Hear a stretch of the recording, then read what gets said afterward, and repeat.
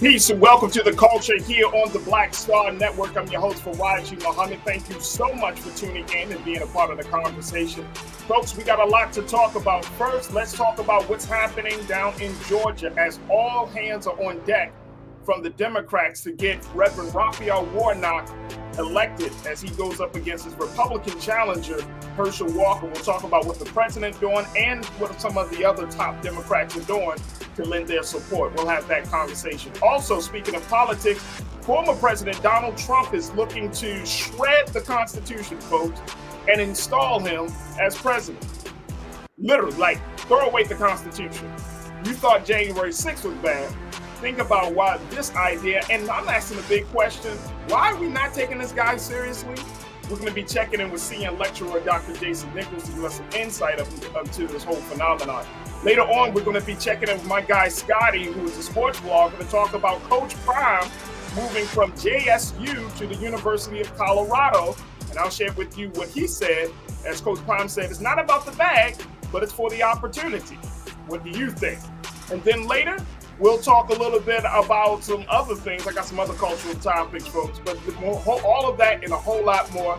And, of course, your thoughts into these conversations. So stay with us. It's all happening on today's edition of The Culture right here on the Black Star Network. Let's go.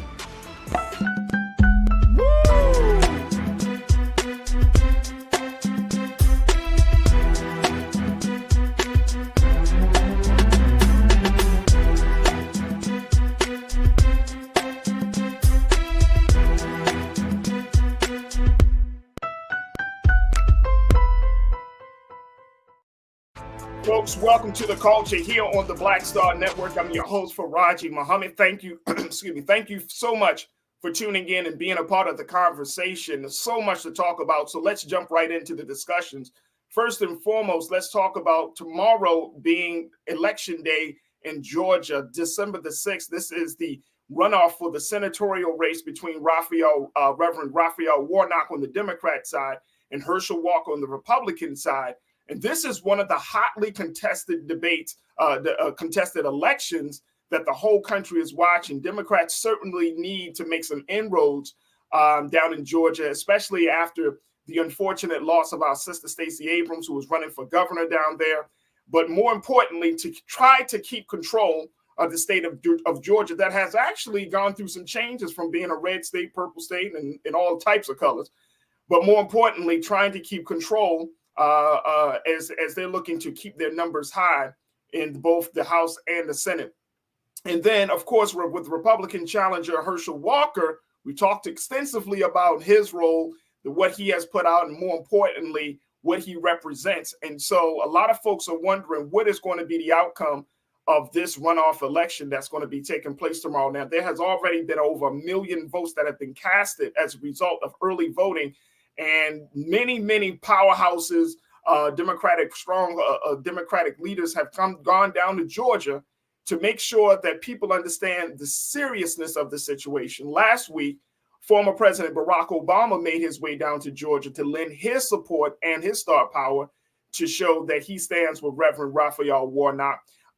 Also last week, President Joe Biden made his support known that he wants people, to support the Reverend. And even Senator Elizabeth Warren, who is a former presidential candidate, she has said herself that she will go as far as to even do a fundraiser in her state of Massachusetts for Georgia. That's how serious it is. All right, let's talk a little bit about this and look at the implications of this. But let me just lay this out, and then we're going to bring in Dr. Jason Nichols. Let me just lay this out for where the president stands on this situation. Take a look at this, folks. This is coming from the Griot, and it was stated that days before the Georgia polls closed on Tuesday, Biden still had no plans to visit Warnock State. Instead, the president aimed on Friday to help Democrats land their 51st Senate seat from afar as he stopped by a Union Hall and headlined a fundraiser for the Democratic Senatorial Campaign Committee, which has spent millions of dollars to boost Warnock's campaign against Republican challenger Herschel Walker. This is what the president said. This race in Georgia, it's really critical. He told members of the International Brotherhood of Electrical Workers who were poring over voting lists. He said, this is a guy who needs our help. Now, this is also Senator Elizabeth Warren. She said that she attended the phone bank and she told Warnock that she would do a fundraiser in her home state for him. She said, what you're going to get is the best part. Labor is going to be making calls for you in Georgia. Man, oh man. All right, let's go to, and this is the headline, folks, to boost Georgia's Warnock, Biden goes to Massachusetts. But the president has employed what they call a strategy where he's basically been providing his support from afar. And some people, the folks around the president, has even said that this type of support has been a part of the success that we saw on Election Day last month. Let's go to Dr. Jason Nichols to give us some his insights about this as he serves as a senior lecturer. Dr. Nichols, good to see you, brother. How are you feeling this afternoon? Hey, I'm blessed. I'm blessed, brother. Thank you for having me. Oh, absolutely. No doubt. Thank you for being on. So, Doc, when we look at what's going on in this country, but more importantly in this race, I mean, it seems to me that this is a pretty clear-cut choice. But for some people down in Georgia, right, it's gotten to this point. Even though Reverend Raphael Warnock, he won by 37,000 votes in the on Tuesday night on Election Day back in November. He actually won that, but he did not make enough to declare him a victory just because of the rulings, right? So we're at this point. Are you optimistic that folks are going to come out to vote again? That they're going to cast their ballot? That they're going to have their voices heard in this manner? Or should we expect a slacking off of some voters and say, you know what, we did it. Whoever wins, whoever wins. What do you foresee happening? Well, I think special elections, you always see a dip. You know, There are people who said, all right, I did what I did. I'm not going to vote again. But I do think that Warnock and his team and the people that you hear that are down there on the ground in Georgia, they are working incredibly hard to keep people out there and to get them to the polls either early. We saw, astronomical numbers over that Saturday that was contested at one point, even, and people who are going to come in on Election Day. And a lot of those people are going to be Republicans. So I think it's, we're going to see a turnout. It's not going to be as high as it was in November, but I think you're going to see you saw a strong ground game by Democrats. And I think Republicans are also motivated because they're trying to play defense. They recognize, just like Democrats do, that right now, even with Democrats having a majority, you still have people like Joe Manchin and Kyrsten Sinema. And this will, at the very least, cancel one of them out. And I think that's really, really important. And that takes a lot of leverage away from someone like Kyrsten Sinema, who really right now is the most powerful person in the Senate because, can stall the entire Biden agenda. So I think it's really important that they win this race. And I'm optimistic from what I've been hearing from people on the ground in Georgia that the Warnock campaign and his supporters are really strong and really motivated. So that's what I also heard, Doc. And the other thing I've heard is that there's an expectation from the Republican side, from Herschel Walker's team, saying that, yeah, he probably is going to get a significant, speaking of Warnock, saying he's probably going to get a significant amount of early voters. And some people say that they kind of have slacked off a little bit on wishing for that situation to happen and to put all of their eggs in the basket of people coming out to the polls. Is that a good strategy? Do you think that's going to work in Herschel Walker's favor? I'm with you in the idea that I can't believe anything is working in Herschel Walker's favor. It's unbelievable. And to be honest, it's a sad, sad statement about the position of our country right now, that somebody that's a domestic abuser, someone who pulls guns on women, strangles them, doesn't take care of his kids, is a deadbeat dad that, doesn't even live in the state. That's the other thing. I mean, why you just Eminem that man? I mean, it's for real. That's the Warnock strategy is right. You don't even have to ether him. He ethers himself. Just let him talk. You know what I mean? And but see, hey Doc, but here's the thing, brother. As much as we on this space, in this platform, we can be like, oh my gosh, this is a joke. The fact fact is, people really did come out to vote for him, right? And this is always the part of the election, right? And this is why I think that as much as we can make fun or laugh at it, like these people are still in the game. A Herschel Walker or Mitch McConnell, even Donald Trump, they still have the necessary support to keep them in the game, to keep them into the conversation. And that's why I'm looking at it and say, well, you know, what are we really seeing here? What's the phenomenon? What's the trend that we're really seeing here? Is this because, and I've heard, and I'm sure you've heard this too. You study, you're a lecturer for the African American study at the University of Maryland. But I know that there are some Black folks who are so disgruntled with the Democratic Party that they're willing to say, you know what, bump it. I'm going to the other side, and whatever happens, happens. So I know that that's part of the sentiment as to why Herschel Walker or even like a Donald Trump has gotten to this point, because of that protest vote that we may be seeing from Black folks. And I'm concerned that may rear its ugly head again during tomorrow's election. Is that a concern for you too? So that's not so much a concern. I think really is the protest non-vote. Okay. Black people, Black men, Black women who decide, look, I'm not voting. I'm sick of both of these parties. They're not, working in my interests. You saw also a lot of people who voted for Warnock and voted against Stacey Abrams, So I think one of the things that we have to hope for is that he keeps that vote. I think there were probably some people who were, probably Republicans who would probably vote are just disgusted with Herschel Walker. You just want to hope that they don't get talked into it by the people that are coming in supporting Herschel Walker, like Ted Cruz and Lindsey Graham and all of that. And you want to make sure that Warnock still gets their vote. I'm not so, as far as Black folks, I'm not really too concerned about people going over and voting for Republicans. What I am concerned about is our reliance as far as Georgia, our reliance on Metro Atlanta.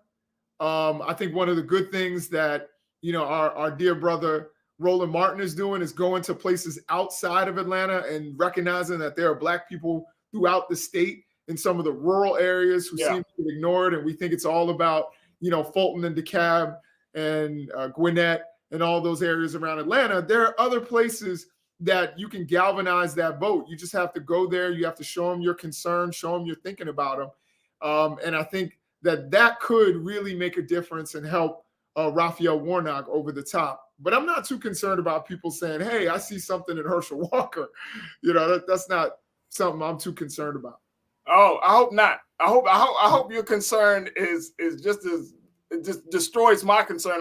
Just blows it away, brother. I really do. Look, we got to take a quick pause. When we come forward, folks, let's talk with our online culture crew. This is the opportunity that we hear directly from you. If you posted your thoughts in the chat, share with us, what are you thinking may happen as we see the state of Georgia going back to the polls for this major urgent senatorial race between Reverend Raphael Warnock and Herschel Walker. We want to hear from you. Post your comments in our chat, whether as you're streaming on all platforms, and we would love to hear from you. Folks, stay with us. We got a lot more conversation with my brother, Dr. Jason Nichols, and you. So stay with us. It's The Culture here on the Black Star Network.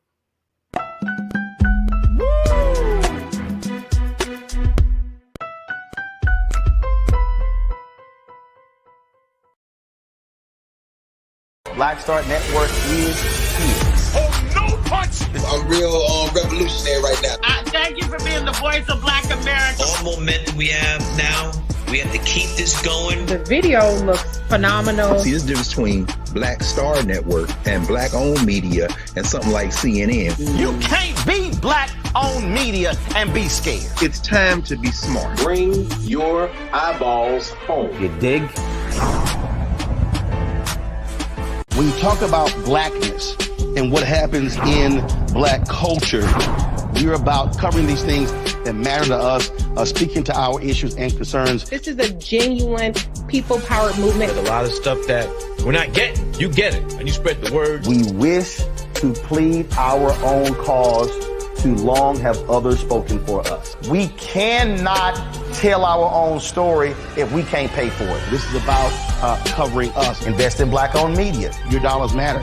We don't have to keep asking them to cover our stuff. So please support us in what we do, folks. We want to hit 2,000 people, $50 this month, raise $100,000. We're behind 100,000, so we want to hit that. Y'all money makes this possible.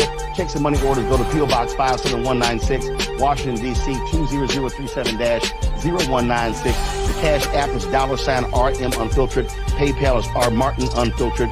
Venmo is RM Unfiltered. Zelle is Roland at RolandSMartin.com.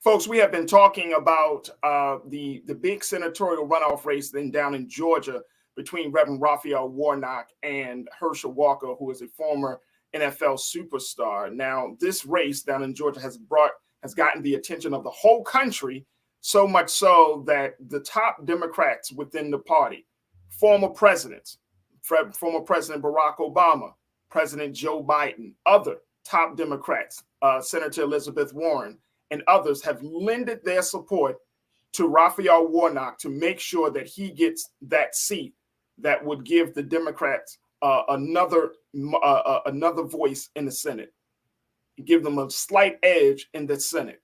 So this race is absolutely critical for both the Democrats and the Republicans. Now, we've been talking about this race with Dr. Jason Nichols, who serves as a senior lecturer of the African American Studies Department at the University of Maryland. We're happy to have my brother here to talk to us a little bit about politics and so much more. But when you look at this situation, Doc, and I want to get to some of our comments from our online culture crew, but when we look at this situation, it seems like democracy is really at stake at this point, right? That given all that we've gone through over the past 2 years, especially leading up to the national election in November, and now we're at this point, it seems like a democracy is holding on by a thread. Now, I might be just jumping out there and saying, might be gassing it up. And I don't want to don't want to gaslight the situation. But is that where we are? Because I think a lot of people are really uncertain about what the next 2 years are going to look like in this country.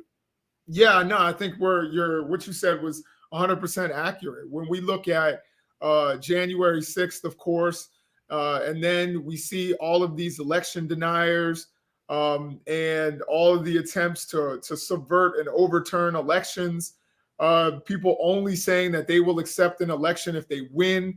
And of course, Trump with his most recent comments, I think we're definitely, our democracy is sick right now. And I can say that it's a global phenomenon too. That's the other thing that people don't realize. This is not just something that's going on in the United States. You can look at Brazil with Bolsonaro and the fact that authoritarianism is actually something that is moving, many nations around the world, and we're just one of them. And so the idea, that we have in this American exceptionalism that these things can't happen in the United States is a faulty one. It absolutely can happen, and it's happening. And while we may say Trump has been defeated in 3 straight elections, we need to remember that all of those defeats have been relatively narrow. He still had 75 million Americans who cast a ballot for him. And there are still people, even with his most recent comments, even with the rash of allegations of criminal misconduct, he still has a large following and a large base of support. And that should concern all of us. So we need to dig our heels in on democracy. Absolutely. Oh, no doubt. No doubt at all. All right. And we're going to certainly get to those comments that the former president has made. I know some people, they get mad at me. Why you keep calling the former president? I mean, he is the former president. And I want to put this in the proper context. Absolutely. That it's a former president. Absolutely. You know what I mean? Like if we just take away the title and just say, oh, it's Donald Trump, it doesn't quite feel as significant as saying a former president is making these type of utterances. So we got to keep that part in context. All right, let me go to my online culture crew, folks that are checking in from around the country to share their thoughts on this. And I think that this is really big. And folks, post your comments as we're streaming live on various platforms. But let's start off with Sonia, you posted this. You said people are not so much disgusted. Some people just feel they don't need my vote and rather let someone else do it. So you're talking about some level of voter apathy, Sonia, it sounds like. And I think there is this kind of like groupthink, Doc, when it comes to, voting like, it doesn't matter. And look, if this was the national election, I'll be like, okay, that's a different conversation. But this is a statewide election, which means money, resources, and all types of policy making is going to affect the people right then and there. This is statewide. This is not like a national mandate that's going to take years to implement. This is happening right in real time. Right. And I think one of the things that we as a people need to be fired up about voting, because I do hear a lot of people, even some young people that I work with, that'll say, well, elections, that voting, it doesn't really matter, and they're a little apathetic. And one of the things that I would remind them, I don't even have to talk about the sacrifices that our ancestors made in order for us to get that right to vote. What I would also remind them of is if voting was not important, there wouldn't be so many obstacles put in the way of Black people voting. They do that for a reason, because they realize there is power in voting. There is power in holding politicians accountable for what they do and what they say and what they don't do. Right. What you have to be is an educated voter. How much does it matter to you? It's you can sit there and elect the same person over and over again and realize that you haven't gotten results. You can sit there. What is it that a lot of these, these wild, pigmentally challenged parents around the country are doing? They are looking at who's running for school board. Stuff that a lot of us don't even pay attention to. They're going and they're putting their own candidates in, and they're actually putting money in those elections. We have to be vigilant voters. We can't just come around when it gets hyped and everything. There was I was telling some Republicans that I talked to, they were all excited about, we're gonna get the Hispanic vote, the Latino vote, we're gonna win that now. Look at this woman named Maida Flores who won a special election. And I was like, she won that special election with 7% of the vote. It's because Democrats fell asleep. And then when we woke back up, she ended up losing the general election about 6 months later. Yeah. So it's really important for us to be vigilant and educated voters. And that's when you get the returns that you want. I can tell you in my own county here in Maryland, there was a situation where we had a sheriff for a long time who, kept getting elected in a very liberal district. I live in Elijah Cummings' old district. Now it's, had Kwesi and Fume and all of that. And let me tell you, this guy turned out was making racist comments all the time, but he kept getting reelected because people weren't paying attention to sheriffs. Wow. So, that's an elected position. And we got to understand, if we want to, we're coming out of this Black Lives Matter generation. And I tell my students all the time, I'm like, look, you got to remember, you want people to be held accountable for taking Black lives. Your DA is an elected position. Your sheriff is an elected position. You got to, so some of this responsibility is on us. And you're talking about the sheriffs, and I think that's an excellent point. But Doc, I'm also looking at them judges. Absolutely. Those judges, right? And the crazy part about it is probably on a lot of states' ballots, they don't really go into detail about where the judge stand. And because we all assume, right, this is what we've been taught in school, that judges are supposed to be unbiased, that judges are supposed to look at the law, not understanding now we're in a space where a Republican judge can make all the difference in the world in creating platform a policy, or they're going to, you know, punish enforcing certain policy because of their political affiliation. Absolutely. That's the other part. Like, you're absolutely right. Sheriffs, but then you got them judges, bro. And once them judges start, you know, you don't want to stand in front of a judge who has a history of being biased, or a history of you know, penalizing black boys or black girls is in an unfair manner. You just don't want to stand it. And we don't know those judges. I'm gonna be honest. We don't know. We don't. You know, we're so focused on the political representation. We're not thinking about, oh, a judge is actually being voted in. Oh, a sheriff is actually being. Let me see where that is. I'm in California, and you know, that's like the LA County sheriff. That was a huge race in LA. You know what I mean? Mm-hmm. That's another point that we got to look at. That those judges, those smaller offices, but that wield big power. Those are the places that we should keep our eyes on. I appreciate that. Janelle, let's hear from you. Janelle, my sister, you always checking in, loyal online culture crew member. You said this. You said, I'm concerned. You said, well, first, increasing consistent turnout is going to require building civic activity until it is muscle memory. Record turnout sounds nice, but that's been historically too low. We have to level up. Facts. I agree. Mm-hmm. I agree. And I think and Doc, and you can kind of speak to this, I think the shift for the American people at this point is that we have to really, and I mean, it's always been understood, but our understanding of participatory politics has to go beyond just voting.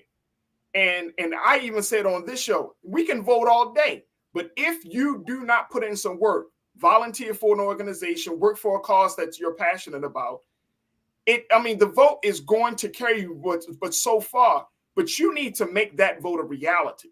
And I think that's the part about it. Like, for us, we think that our participation is just in voting, but if you want to be an engaged, active citizen, then you don't need to just vote. You need to go to work to make your vote a reality.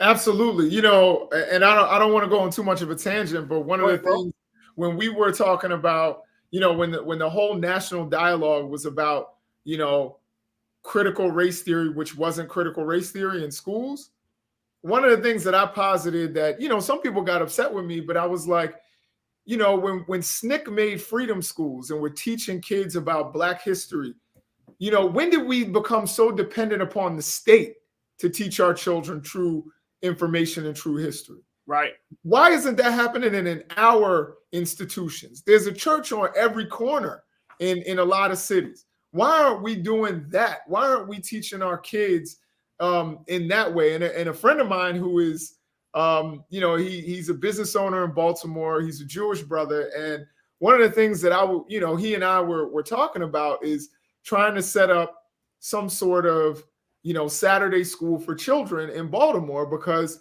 you know, he will tell you, he's like, coming out of my community, and don't think I'm going in a Kanye direction here, but one of the things that he would say is in his Jewish community, he's like, we got an extra day of education. You know what I'm saying? For our children. You know, not only was it education in reading and writing and arithmetic, it was also a cultural education.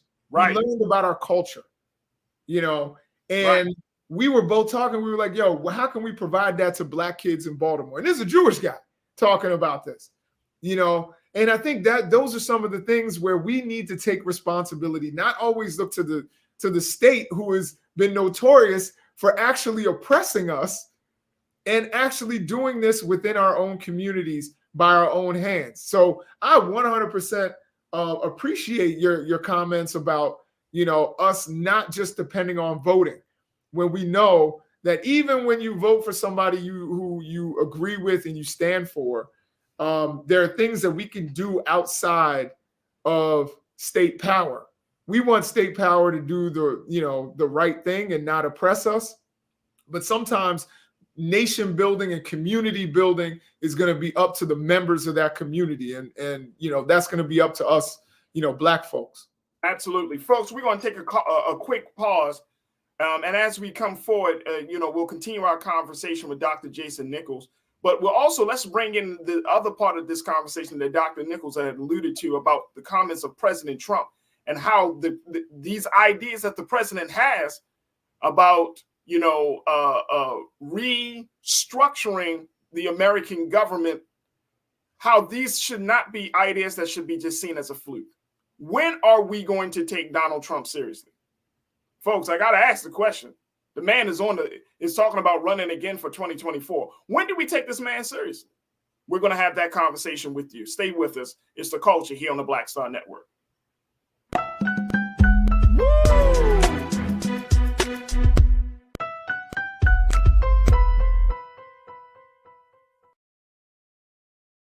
Hatred on the streets, a horrific scene, a white nationalist rally that descended into deadly violence. White people are losing their damn minds. As an angry pro-Trump mob storms the U.S. Capitol, we've seen We're about to see the rise of what I call white minority resistance. We have seen white folks in this country who simply cannot tolerate black folks voting. I think what we're seeing is the inevitable result of violent denial. This is part of American history. Every time that people of color have made progress, whether real or symbolic, there has been what Carol Anderson at Emory University calls white rage as a backlash. This is the rise of the Proud Boys and the Boogaloo Boys. America, there's going to be more of this. Here's all the Proud Boys, guys. This country is getting increasingly racist in its behaviors and its attitudes because of the fear of white people. The fear that they're taking our jobs, they're taking our resources, they're taking our women. This is white fear.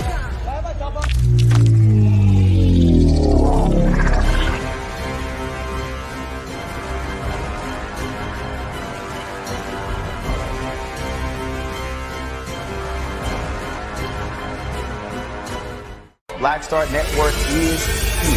Oh, no punch! I'm real revolutionary right now. Thank you for being the voice of Black America. All momentum we have now, we have to keep this going. The video looks phenomenal. See, there's a difference between Black Star Network and black-owned media and something like CNN. You can't be black-owned media and be scared. It's time to be smart. Bring your eyeballs home. You dig?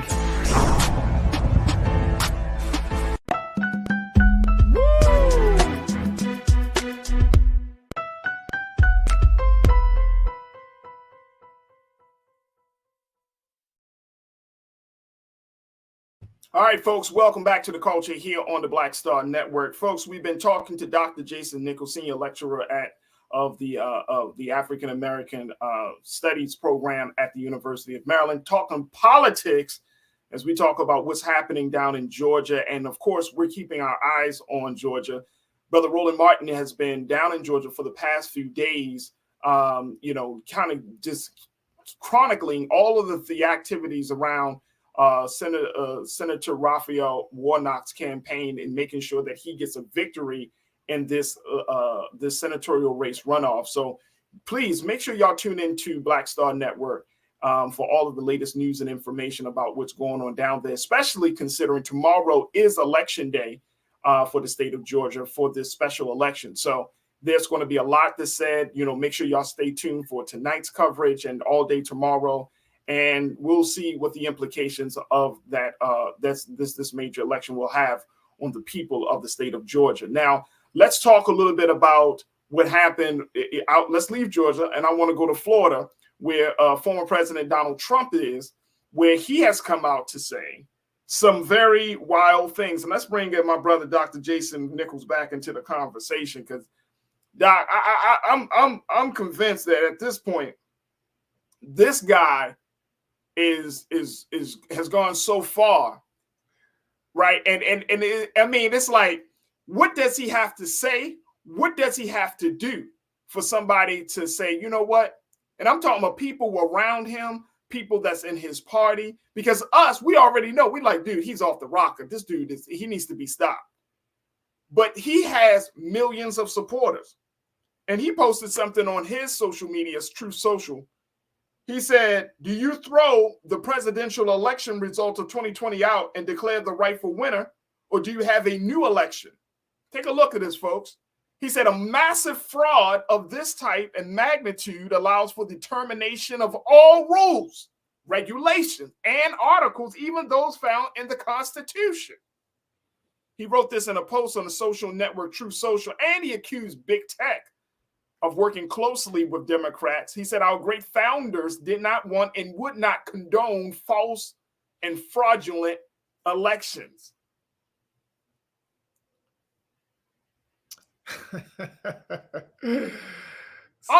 look, and I know we both kind of like taking this moment just to grin, but this is very serious, right? Because it comes from a former president. It comes from a man who is seeking to set back into probably the most powerful seat in the world, right? It comes from a man who influenced what we saw with the storming of the Capitol. And I mean, it comes from a man who is still throwing the seeds out there after hundreds of people have been arrested from January 6th. There have been a number of candidates that have lost their races as a result of their connection with Donald Trump. But it comes from a man who continues to promote a lie and, more importantly, I think start to really eat at the foundation of what this country said it believes and it stands on, which is democracy. This is very serious. Why aren't we taking this man seriously, Doc? I think, I think our side is. I think the other side is actually, starting to agree with authoritarianism. And again, like I said, this happens in a lot of different countries. It's happened throughout history. We've seen how the rise of fascism works. There's always the threat of violence and kind of in the background. And I think that we actually have to start looking at where we are as a nation and looking at other examples of how fascism rises. And, first. And can I interrupt you on that one? Yeah, sure. That may be why, Dr. Nichols, that may be why we're not taking it serious. And I always have my other brother Michael Imhotep. He comes on to the show and he says that the big thing that we need to know is about politics, is about law. The thing is, and history, politics, law, and history. He always emphasizes that. And I think that is part of the reason why we're not seeing Donald Trump in the proper light, the proper context, because we don't know about the rise of fascism. We don't know about authoritarianism. We don't know about the idea of a king and being a part of a monarch. We don't know that history, so we don't know what the origins of those form of government looks like. Right, and it's interesting when you look at that. This is one of the things I think in education we need to do a better job with, is teaching kids about how authoritarianism rises and why democracy is necessary. This is one of the things that I think isn't taught. There are people out there like, well, yeah, it would be more efficient to have one guy running things, and that never works. It literally never works, or it works for a while a very small group of people are really successful and a bunch of other people suffer, the majority. So we really need to do a better job. And Trump told us who he was when he was in office. He was the one who was cozying up to Vladimir Putin and cozying up to MBS and cozying up to Kim Jong-un. Like, he basically wanted to be those guys. He was the one basically fist bumping Bolsonaro in Brazil. He likes that kind of authoritarian, stronghold where he makes all the decisions and it's all based on his gut feeling. And I think it's one thing that's important to point out that's so inaccurate is about, big tech and them colluding with Democrats. First of all, that's untrue. One of the things that came out of Matt Taibbi's work when he was, exposing all this stuff that was supposed to be this bombshell that actually wasn't, there was nothing new that came out of that Twitter expose. What did come out is that both parties had contact with executives at Twitter. Yep. So it wasn't just Democrats, Republicans were doing it too, including the Trump White House. So he's conveniently leaving that out to his followers who are sitting there and getting all hype. Oh yeah, they're doing us wrong. And part of what always drives authoritarianism and always drives fascism to turn towards fascism is the victim mentality. You're being done wrong. You know what I mean? They're coming after you. This is something Donald Trump always says. They're coming after me, which means they're coming after you. Right. And so this is classic, the classic way that authoritarianism rises. If you look at Nazi Germany, what did Hitler say? Hitler was clear, there is an enemy out there that's treating us wrong and is treating you, the true Germans, wrong. It's the Jews. You know what I mean? And we know how that turned out. Didn't turn out well for anybody, particularly the Jewish people. So we see the same thing, Mussolini, who basically was the father of fascism. Same thing he did in Italy. And then you start to talk about nationalism. And this is right now when people are talking about, I'm a nationalist. And nationalism is very different than things like patriotism. Those are two very different things. You start getting all flag wavy and all that, and you can't criticize the state, and you start making certain individuals synonymous with the state itself. Those are really dangerous things, and we see that in Trumpism and in the whole MAGA movement. And I think some people are starting to move away from that movement. I talked to some people who were down there in Georgia who were wearing MAGA hats and at those Herschel Walker rallies, and a lot of them were like, maybe we should move away from Trump. So I think that his hold on the party is weakening, but it's still there. Those folks can redeem themselves later. No, agreed. 100%. You know what I'm saying? Like at this point, it's like don't try to jump off of this bandwagon now. Yeah. You know what I mean? But I think you're absolutely right. I think that there are some very, very big questions that need to be asked to the American people. And that is, do you want this? Do you want what Donald Trump is offering? Do you want what the vision that he has, right? And I think people are slowly moving away. But then once an idea is put out there, mixed with emotion, mixed with misinformation, right, then it starts to take on a life of its own. Even though Donald Trump might be a fading figure of power in the Republican Party, Ron DeSantis is getting the juice, right? It's like that movie Juice. It's like, now you got the juice now. You know what I mean? So it's like now it's not even necessarily about the person as much it is about the idea that the person puts out. And that's the part, white supremacy continues to be a problem, not just for Black people, but for white people, because it was an idea that has been embraced by so many people, Black, white, Asian, Latinos. Like we have all kind of quote unquote bought into this idea.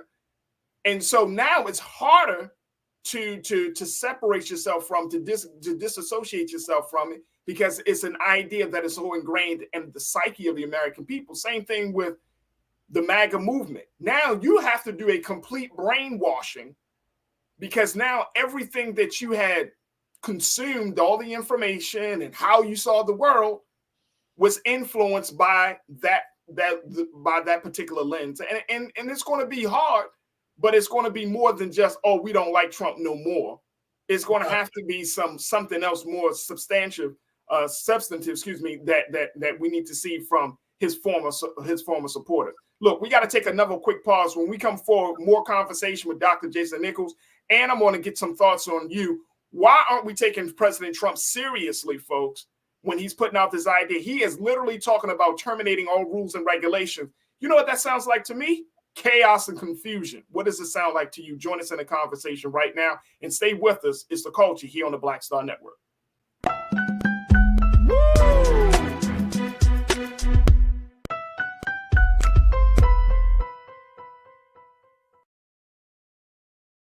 Pull up a chair, take your seat. The Black Tape with me, Dr. Greg Carr, here on the Black Star Network. Every week, we'll take a deeper dive into the world we're living in. Join the conversation only on the Black Star Network.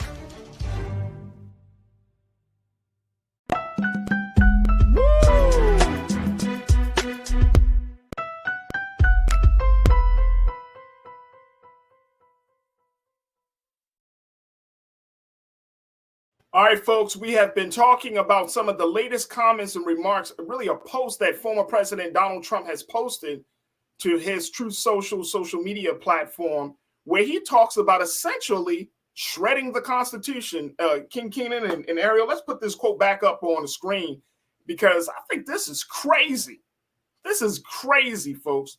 What the former president, a man who is actually running for office, what he is proposing as a result of his loss in 2020. He said, do you throw the presidential election results of 2020 out and declare the rightful winner, or do you have a new election? A massive fraud of this type and magnitude allows for the termination of all rules, regulations, and articles, even those found in the Constitution. He also talks about how he's accusing big tech of working closely with Democrats, and our great founders did not want and would not condone false and fraudulent elections. He said the termination of all articles. I want to bring Dr. Jason Nichols back in, senior lecturer from the University of Maryland for African American Studies. The termination of all articles, rules, regulations. The man is calling for chaos as a result of him losing an election. I want to go to a couple of our comments from our online culture crew, because folks have been checking in. Conscious Thoughts, you said something, and I get it, but this is, I got a rebuttal, and Dr. Jason Nichols, I want to get your take on this, but Conscious Thought, who is a loyal watcher, he said, we're trying to make each other aware of him. Between Kanye and Herschel, far too many of us are shifting. I hear no one talking about Donald Trump or black platforms. We give him leverage. We give him leverage. I don't think that's the case. Yeah. I don't think that's the case. I don't think we give him leverage. I think that for black media in particular, Conscious Thought, we have to know what are the potential threats on the horizon to our well-being. And Donald Trump is a threat. And I'm not saying that in a political way, like, oh my gosh. I'm saying his thinking, his mentality, right? His view of the world is a threat to what we say we want to achieve. Like, you can't, there's no way in the world that you can, and then Dr. Nichols, correct me if I'm wrong on this, but there's no way in the world we can have conversations about politics and moving forward without addressing the big elephant in the room. The fact that you got a man like this that's wanting to be on the ballot, who's still espousing some of these ideas. Like, how can you have a conversation about one thing and not include the other?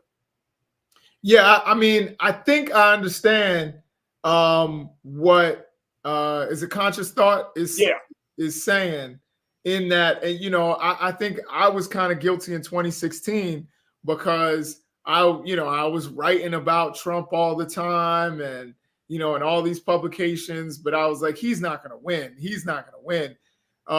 And in many ways, we did boost his name up. But now he's a former president. So there's really no way to ignore it. I think we have to take it seriously. And particularly after January 6th, we can't let that whole ordeal fade into the background. No, bro. Needs to see that over and over and over again. That's unprecedented in American history. Right. And it's something that we cannot forget or let. And if we did, I think it actually would help him in many ways to get back to where he wants to be. I think we need to remind the American people over and over and over again that this man is an existential threat to democracy and to our way of life. So I think it's really important for us now. I would have agreed in hindsight in 2016. We boosted his campaign 100% because we just couldn't stay away. We couldn't stop talking about him. And he made a lot of people in media a lot of money. But I think now we would be remiss to actually ignore the threat that he really is. Okay, so one of my culture crew members, Conscious Thought, was responding to Lana Latham, who had put that idea out. So I want to make that clear, because she was like, Farajii, he was responding to me, but they always have these, I'm telling you, my online culture crew team, oh my gosh, they have these very, very deep conversations while we're talking, they're talking, responding to us, responding to each other. So it's a very vivid and a lively interactions going on online in our chat rooms, especially on the YouTube side. But the idea, and I'm glad that you clarified that for me, Lana, and I thank you. And Conscious Thought, I apologize. So, but when we're looking at this idea, I still want to put it out there because I think it's a great point that we don't give him leverage, but I think that it is the responsibility of Black folks and Black media in particular to be the consciousness. Now, are we the consciousness of America? I mean, that's up to you, but we do have to talk about some things, right? If you go to therapy, I'm gonna put this in this sense, Doc, and you tell me if I'm way off. If you go to therapy, and I've heard one particular therapist talking about it, she said, this is from Dr. Sue Johnson. She talks about relationship, but she said avoidance is the worst thing that you can do to address a problem. Absolutely. Avoidance, right? If you have a problem in your relationship, you don't act as if the problem don't exist. We have a problem. Black America has Black people in this country. We have a problem in our relationship to the rest of America, to the United States government. We have we got problems with an S. We can't avoid having these conversations because one, these problems will start to fester to a point where it becomes a cancer. It will undermine what we're trying to build within that relationship or trying to get from that relationship what we need to get. So I've heard so many people, even in the 2020 cycle and even 2016, oh man, Donald Trump, don't worry about him, don't worry about him. This dude is not a fringe dude. You don't get millions of people to ride with you and you consider to be fringe. It's like if you watch InfoWars with Alex Jones, they're fringe, but they're mainstream because everybody knows about them. So, when you have people or platforms that are out there, you just got to keep your eyes on the ball of these many different situations that are happening and not just focus on one thing. We can't act like we can't have a conversation about Georgia, Raphael Warnock, and then not understand where Herschel Walker is with his relationship with people in Georgia. You know what I'm saying? Like the avoidance thing just doesn't work for us. And I think at this point in time, Donald Trump has to be taken seriously, so much so, or we're going to see a situation just like we saw on January the 6th, just like we've been seeing where political leaders are being threatened with violence, people are running up in homes and all the type of stuff. We're going to see more political violence in this country that we once thought was just stayed over in the Middle East will now actually be here in America. Yeah, no, that's absolute fact. And, it's funny that you said that thing about things not being fringe. I used to do Fox News, and people used to always come up to me and be like, why are you going on that? That's extreme. That's fringe. I'm like, that's where a lot of America is. That, I think it was 16 of the top 20 cable news shows were on Fox News. We have to go in and engage it. Now, I have a little bit of a different view now, but at the time, I think calling it fringe, it means that we don't address it. That means that we ignore it. That means that we let it fester. And I can tell you, with any cancer, any illness that you have, the worst thing you can do is ignore it. Because guess what? It'll grow, it'll metastasize, it's in your bones, and then you're in real trouble. Whereas if you get it at stage 0 or stage 1, you can actually treat it and live many years beyond that. So with any disease, and I think right now, like I said, democracy is sick. If you ignore it, then you're in real trouble. Then you're gonna drop the ball and lose that democracy. That democracy died. There it is. Hey, Doc, I gotta have you back on, brother. I truly appreciate your insight and your analysis. We certainly gotta have you back on. But I thank you again for spending a little time with us this afternoon. Dr. Jason Nichols, who is a senior lecturer for African American Studies at the University of Maryland. Doc, we'll have you back on again, brother. Thank you for your time.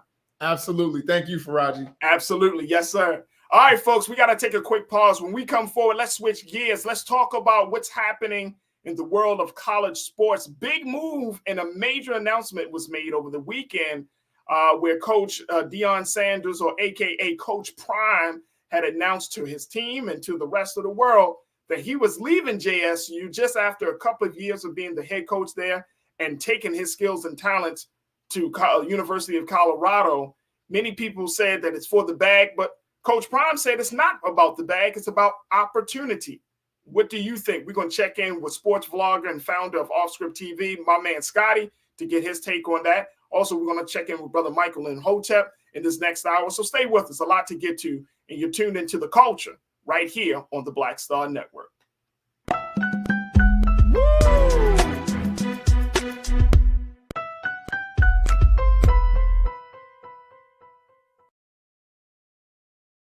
Don't you think it's time to get wealthy?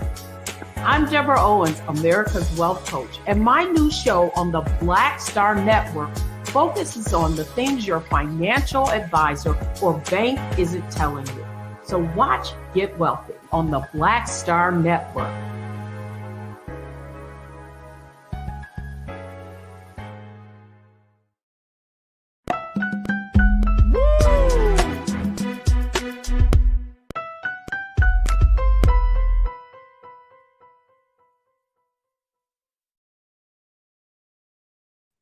Folks, welcome to The Culture. Welcome to the second hour of The Culture here on the Black Star Network. I'm your host, Farajii Muhammad. Thank you so much for tuning in. If you didn't have a chance to just tune in for the conversation that we had in the first hour, so we talked to Dr. Jason Nichols, the senior lecturer from the University of Maryland. He is a senior lecturer for African American Studies. Make sure y'all check it out as we talk to Dr. Nichols about what's happening in Georgia. And, of course, we talked about the remarks of former President Trump about shredding the Constitution. Folks, oh folks, we got a lot to talk about, but make sure y'all definitely check that out in the replay and so much more. Now we want to turn our attention to the world of sports, college sports in particular, as a big announcement was just made over the weekend where Coach Deion Sanders, aka Coach Prime, had decided to call it quits at JSU, a historically Black college and university, HBCU, that he helped to rebuild their athletic program, their football program, to where they actually won the national championship under his leadership. And so Coach Prime said right after that game, hey, you know what? I appreciate y'all, but I'm going to move on, take my talents someplace else. Now, the thing is, Coach Prime did promise JSU that he would still be coaching for the Celebration Bowl that's going to be happening later on this month. But he is going to be making a big move from JSU, Jackson State University, all the way to the University of Colorado. And let me just share with you what Coach Prime had to say, and then we'll talk a little bit about what CU had to say. But take a look at this, folks. Here's what Coach Prime had to say. He told his teams after the game he accepted another job. He intended to coach Jackson State in the Celebration Bowl for HBCUs on December the 17th in Atlanta against the Mid-Atlantic Athletic, the MEAC Conference champion, North Carolina Central. So Jackson State ended their season 12-0 under his leadership. Perfect season. He said, quote, this is Coach Prime. He said, in coaching, you either get elevated or you get terminated. He told his team. Now, he's also said there ain't no graveyard for coaches where they die at the place. They're either going to run you off or you're going to walk off. Now, he talked about the dearth of Black head coaches at the highest level of college football and trying to be a catalyst for change. He said it's not about a bag, it's about an opportunity. It's not about the bag, but about an opportunity. Okay. Let's check in with sports vlogger and owner and founder of Offscript TV, my guy Scotty, to get his take on the big move and a major announcement that has shaken college sports across the land. Scotty, my guy, how are you this afternoon? Man, I'm good, man. It was good to be back, bro. Appreciate you. It's good to have you. You know, hey, Scotty, you were the guy that I wanted to have to talk about this. I was thinking about you, bro, because I see the work that you're doing, but more importantly, you have been following this story of Coach Prime when he first arrived at JSU and then the work that he put in to turn that athletic program around. He ended this season, perfect season. They ended up winning the championship. I mean, he's leaving while the fire is still hot. Do you think this was a good move for Coach Prime? Do you think that him moving on to the University of Colorado is the best place for him? Oh man, see, this is the thing when you talk about Coach Prime. Is it the best place for him? It's funny you say that because I don't believe there's like a place that Deion can't fit. You know what I'm saying? Because he's Deion. Like it's different. And I know when you go from an extreme to an extreme, and what I mean by that is when you go from extreme to all black to an all white situation, all the black people are gonna be like, they won't understand you, Deion. Like, you know, we're your people. But Deion's been around all white people. He's been around white business. He's been in the NFL. They got white people. Like Deion is just a very easy blend. He's kind of like Tony's. Like it just goes on everything. You know what I'm saying? So it's not to say it's not going to be a good fit. Now, will they allow him to do some of the stuff that he's used to doing? Maybe not. But Deion in himself is not going to be a problem for fit wise. I don't see that happening. So, but do you think this was a hit for HBCUs? I mean, does this give off the message that and we don't, and I don't know, I have been trying to find it. How much are they offering him at CU that they versus what he got at JSU? Oh, it's night and day. Oh, listen, if they offered me 10 times what I was making, I'd be in Wyoming. Okay. No, I don't care where you put me, but no, he was getting paid like $500,000 a year, and at CU, I believe it's like 5 years, like 30 million. So it's like 6 million per year. So you know what I'm saying? You go from 500K to $6 million a year. Yeah, you could put me in Oregon. I don't care. Like so how do we supposed to believe Coach Prime when he said it's not about the bag, it's about an opportunity? So I think it is both, right? So the bag is not for him. The bag is for his assistant coaches. And that came from the Deion's camp to me when they told me. They said, Scotty, so how, and I'll give you the backstory. This was not supposed to come out before Saturday, right? So I talked to Deion's camp, and they told me what was going on, that he was going to go to Colorado. They told me that on Thursday. So they said, hey, Scotty, Saturday we're going to make the announcement after the game. Pete Thamel gets a hold of it. It starts leaking out. And once that bowl cracks, it's hard to put the water back in, right? So a lot of people are getting mad by the way he left and things. It wasn't supposed to go down like that. So, but the reason that they told me for Deion's camp was that Deion's guys have been rocking. Some of the guys have been with Deion for like 16, 17 years, coaching youth league and all type of stuff with Deion. And he wanted to give them life-changing money. You're talking about a linebacker coach maybe making $60,000 to now being able to make $300,000, $400,000. That is a life-changing money for some of these guys. So I do believe it was about the bag for his assistants. It wasn't about the bag for Deion. Deion don't need no bag. I don't want to count your pockets, Deion, but you don't need no bag. Right. But I do think he does want to change the game in the aspect of black head coaches. I mean, David Shaw just stepped down at Stanford. You have the guy at Penn State. He a little mulatto-ish, so you don't really consider him, like, you know what I'm saying? So it's just, you got Mel Tucker at Michigan State, but there's not a lot of black guys, especially with the swagger that Deion has. Yeah. In Power 5 football, and Deion's a catalyst of change. So I cannot say that I can't believe it. Is he a catalyst of change for black head coaches in college football, or you just want to say more black head coaches in both college and Major League Football? I just think in this aspect, just college football. Just college football. Okay. I don't think Deion has aspirations to go to NFL. If from what he said previously on different, he did it on Earn Your Leisure. I think that he didn't want to do NFL. He couldn't do it. So I just think college. So this is so interesting, bro, because I mean he's making this type of money. He's going to be enriching his team. But what about the legacy of JSU? Because I read these reports, and tell me if these reports are wrong, Scotty. But I think he's talking about bringing one of his sons to CU to possibly play. Some other players are saying that they may want to transfer to CU. I mean, that can just disrupt the rhythm and the team there, right? It's college football. Okay, did anybody have a problem when Caleb Williams left Oklahoma and went to USC with Lincoln Riley? Nobody had a problem with that. Just because it wasn't his son doesn't mean the same thing happened. He was a starting quarterback at Oklahoma. Right. When he dipped to USC, Caleb Williams got on that plane and said, hey, I'm coming with you. So it happens all the time in college football. And it's his son. Like, you think his son ain't going to come with his dad? Like, that don't even make sense. But there's some other players that he recruited. Travis Hunter, the #1 player in the country. He probably going to leave with him. Kevin Coleman, top 15 receiver in the country. He probably going to roll with him. Shiloh, his other son's probably going to roll with him, and probably some other players in that aspect that are going to roll with him. So I don't see it as too bad, because my mom always says, as long as you leave a place better than when you found it, you're good to go. And Deion has done a lot for Jackson State. Has done immense. And he's been there for only, what, 2 seasons? 2.5 seasons, yeah. 2.5 seasons, right. 2.5 seasons.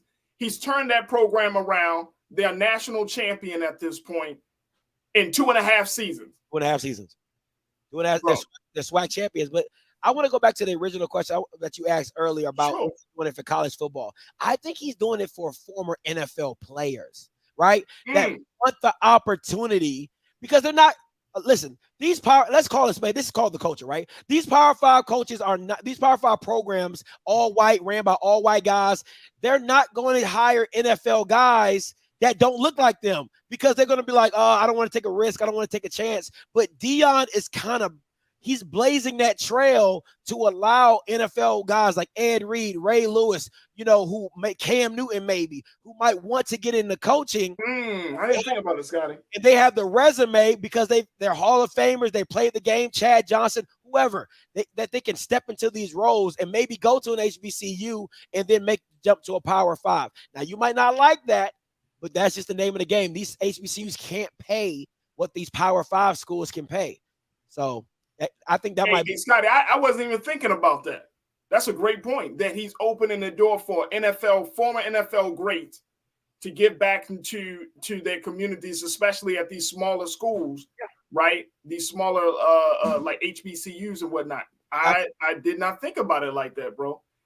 Very quick question. Okay. Then we got to go to a break. But Ben Stewart checked in and said, my question is, did JSU counter the offer, and will JSU share a percentage of the increase of revenue to keep Prime?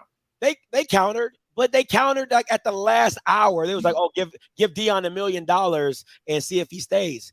Like, you do that to your girlfriend who you've been dating for 3 years, and then she about to leave you, and about, maybe I'll marry you. She ain't gonna believe nothing you talking about. She ain't gonna believe nothing you talking about. And every woman in this chat gonna be like, yeah, Scotty, you're right. I know I'm right. That's Beyonce right now. She would not be my fiance if I waited till she was about to leave me to propose. Stop. You can't do people like that. You know what I'm saying? You just can't. So that's what happened. Hey, it's like you can't fumble people, right? And you can't fumble good opportunities. I get it. Ben, I hope it answered your question. Look, we got to take a quick pause. When we come forward, we're going to continue the conversation with Scotty. Also, I'm going to pick Scotty's brain about the NFL announcing that they're going to add a triple header this Saturday for week 15 of the season. And what does this mean for players all across the country? So we'll have that conversation and, of course, continue to take your comments as well. So stay with us. You're tuned into The Culture here on the Black Star Network.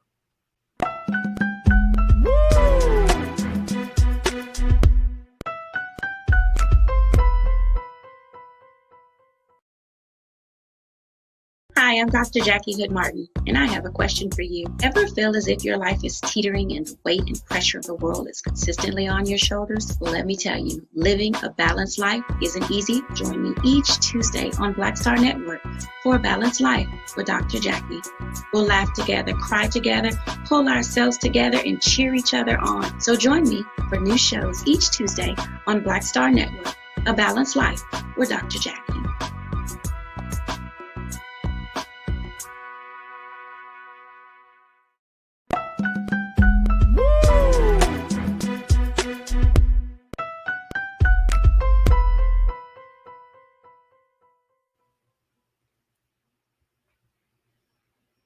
Folks, welcome back to the show. We've been talking to a sports vlogger and the host of Off Script TV that can be found on IG, my guy Scotty, to talk to us about the big announcement coming out of Jackson State University, where Coach Deion Sanders, who is the coach for this championship team, has made the announcement this past weekend that yes, he is planning to make a move from JSU to the University of Colorado as an attempt to continue to push the boundaries and to provide more opportunities. He didn't say which opportunities.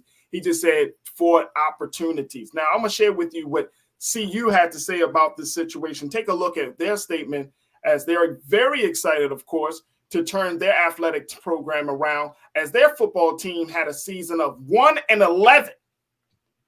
Let me bring my guy Scotty into this. Scotty, 1-11. Hey, they suck. You know what I'm saying, bro? They suck. Let me throw this up there, and Keenan, let's put this quote on there. This statement coming from CU. Again, they are super excited they were able to secure Coach Prime. They said there were a number of highly qualified and impressive candidates. I'm sure there were. Okay. Not more impressive than Deion Sanders that were interested in becoming the next head football coach at Colorado, but none of them had the pedigree, the knowledge, and the ability to connect with student athletes like Deion Sanders. Now, this is coming from Colorado University Athletic Director Rick George. He said in a statement, he also said, not only will Coach Prime energize our fan base, I'm confident that he will lead our program back to national prominence while leading a team of high quality and high character. This is interesting because the other part about this, Scotty, is that, you can bring in Black talent to make things great. But does this open the conversation or open the door for institutional investment in Black talent? You know what I'm saying? Like, even because, Coach Prime, he's 55 years old, right? He may not be coaching forever. So he might just be one of those guys that kind of get the ball rolling, starting it up, energizing the program, get you a ring, get you a chip, and then move on. But does this open the door for us to have a conversation about institutional investment in Black talent, sports talent, in college football? Do you think that that's going to be something that's going to be talked about? Listen, man, I want to go back to that quote real quick. When he says, like, race student, he means he can connect with brothers. That's what he means. Let's call it, I can't. Let's call it spade. He connects with brothers. You know what I'm saying? Like, hey, look, first and foremost, it's Deion Sanders. Come on. Like, if I was in college football, if I was a player, and then you're talking about we're going to get a new coach, and be like, who's the coach? It's Deion Sanders. Sign me up. I'm playing. I'm riding the bench. I'm doing what I'm carrying the water. It's Deion Sanders, bro. You need a water boy? That could be. But I tell Deion Sanders. I tell people this all the time, and I was on the Auburn podcast. They asked me, I said, you don't understand the Deion effect until he touches down. And Colorado is experiencing that because they just made a statement, said they had over 200 recruits reach out to the school, 4- and 5-star guys looking to get into the program. Like, that's what Deion does. He is an agitator. I mean, like, you can't replicate that. I don't care if you're Nick Saban, Urban Meyer. I do not care what you're talking about. There is a difference when Deion Sanders walks into your home and that's your parent's idol. You know what I'm saying? Like, he's your father's favorite football player. What you gonna do with that? Nick Saban is a white man who's at a white school who wins championships. It's different when he walks into your living room. You're like, dang, like, bro, I remember when you was in Atlanta doing, like, come on, it's not the same. That's what he does. That's who he is. And that's why Colorado is going to have an influx of talent. That's why Deion can say, I brought baggage and it's Louis, because he knows who he is. Yeah, absolutely. I'm going to get a different voice in on this as well. My brother Michael in Hotep, who is the host of the African History Network. He's doing some phenomenal work as a researcher and professor. And I want to bring him in on this because I feel like, Brother Michael, and I thank you again for your time, big bro. I feel like that because it is a Black man coming into a white space with the expectation of doing great things, right? There's race element to this. Am I often thinking that, Brother Michael? I wouldn't necessarily say you're often thinking that. I think a lot of people. I think a lot of people who are jumping on Deion, and those that may call him a sellout or something like that. I mean, this is an opportunity this is another challenge for him. But also, I watched the press conference that he had this weekend, and he talked about it's another opportunity to mentor young men. He says 70% of that team is African American, and he is looking at mentoring young men as well. He may, after Colorado, he may go to another school. It's not that usually a lot of these coaches don't just stay at one school for the rest of their coaching career. So, and a lot of the people, you know, now I think he's going to get about $5 million a year. He's making somewhere making around 6, brother Michael. Okay, about 6, Scotty. Yeah, 6, about said, right. That's what they say, about $6 million. Yep. About $6 million a year. Yeah. Okay. And that's an opportunity for him, but also, as Scotty said, this is an opportunity for his coaches as well. From what I'm reading, his son is going to go and play, also be the quarterback. So, you know, a lot of people who are criticizing him would do the same thing for a lot less money. Okay. A lot of people who are criticizing him would do the same thing for a lot less money. I don't understand what the problem is. Listen, Doc, I be yelling that on my channel. I'm like, listen, some of you Bammers will be at, if you getting paid 50 and somebody offers you 75,000, you would be on the first thing smoking to an all white company. Oh, they didn't appreciate me anyway. Like, stop. I mean, a lot of people do that for an extra $2 an hour. So I don't want to understand what the problem is. I think part of it may have been, you know, with Deion, with Primetime being there, he's brought Jackson State University like to the forefront. So people who don't even follow college football, because I really don't follow college football, okay? And I haven't watched the NFL game since Colin Kaepernick left the league. So it's not like I like the NFL better, okay? So because of Primetime, it's pushed Jackson State University to the forefront. So now people are like, oh, well, what's going to happen now? Oh, I started following, I started watching because of him. They have gotten a lot more media coverage because of Deion Sanders, and not just in mainstream media, but also on social media. Yeah. Clips of him speaking to his team, things like this have gone viral. Okay, so it's brought a lot of attention to Jackson State University by people who don't follow college football. So, I mean, and that's the thing. I mean, I think, Scotty, as we look at, you know, the implications of this conversation, just the move and everything, you know, like what should we expect right now? What would be the big lesson that Black folks should get from this situation? Because we see this happening all the time. You have a Black person that gets in Black space, you know, they do what they do, they build up a situation, and then they move on. And a part of me tends to believe like we have this expectation that every time a Black person gets into a high profile or a powerful role, that they got to ride that joint all the way to the wheels fall off. When we know in business allows you to build up a company and then sell it, move on to the next project, build up, you know what I mean? Like, there is some things that I think that we fundamentally we have to reconcile. So what's your take on that, bro? All right, real quick.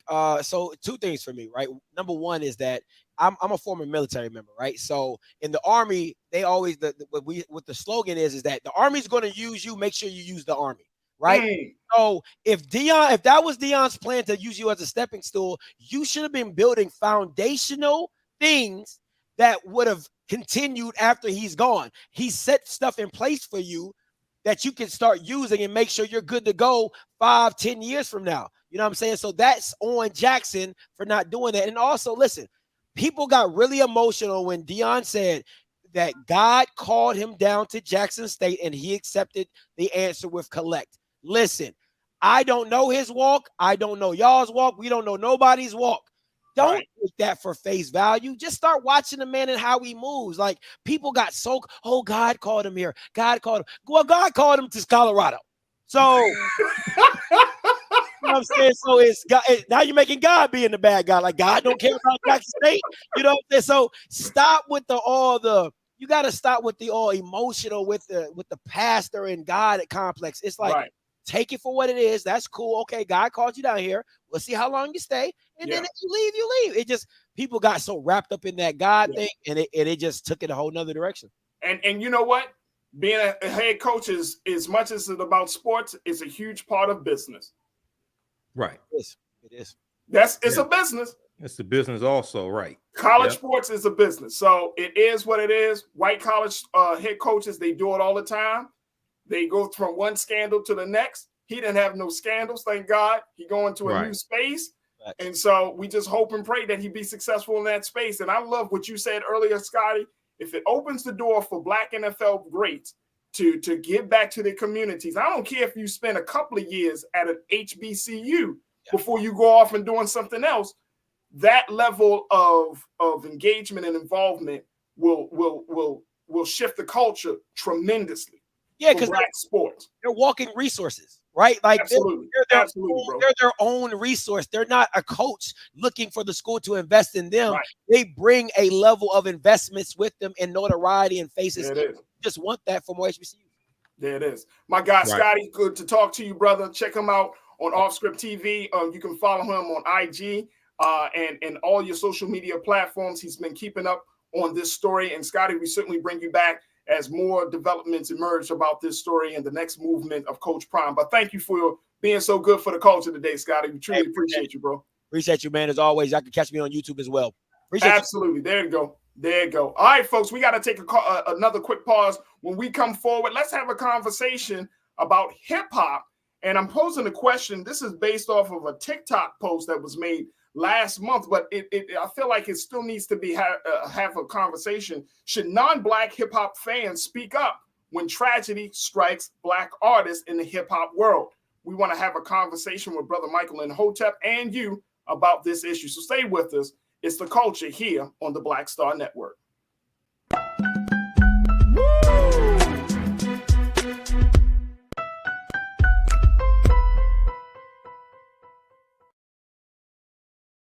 Black Star Network is here. Oh, no punch! I'm real revolutionary right now. Thank you for being the voice of Black America. All momentum we have now, we have to keep this going. The video looks phenomenal. See, there's a difference between Black Star Network and Black-owned media and something like CNN. You can't be Black-owned media and be scared. It's time to be smart. Bring your eyeballs home. You dig? When you talk about blackness and what happens in Black culture, we're about covering these things that matter to us, speaking to our issues and concerns. This is a genuine people-powered movement. There's a lot of stuff that we're not getting. You get it, and you spread the word. We wish to plead our own cause. Too long have others spoken for us. We cannot tell our own story if we can't pay for it. This is about covering us. Invest in Black-owned media. Your dollars matter.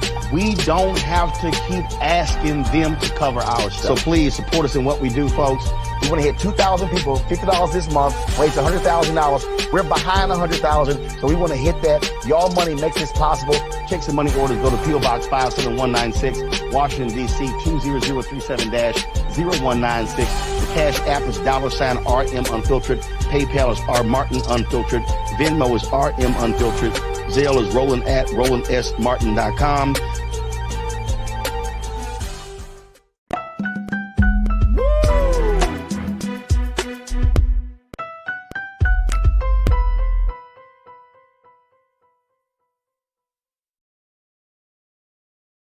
All right, folks, welcome back to The Culture here on the Black Star Network. Wanted to have a conversation as we shift from sports. Let's talk about hip hop. And this is something that is near dear to my heart, and I'm sure to you. And this is really one of the big elements of the show, The Culture, because there's got to be some conversation about one of the mainstream forces that is shaping our culture, which is hip hop music, hip hop artistry, hip hop community. And I'm so happy to have my brother Michael and Hotep, host of the African History Network podcast show. And you can definitely check him out. He's going to give us some more information about some of the things that he's doing.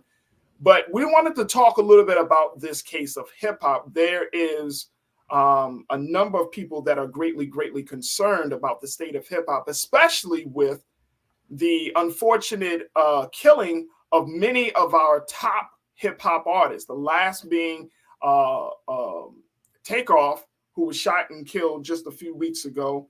And it has reverberated around the industry within the hip hop community about just how serious things have gotten for hip hop artists to express themselves, how violent the culture has become. And this has been an ongoing conversation, so much so that the daughter of Russell Simmons and his ex-wife, Aoki Lee Simmons, she put out a post. It was actually a TikTok that she put out.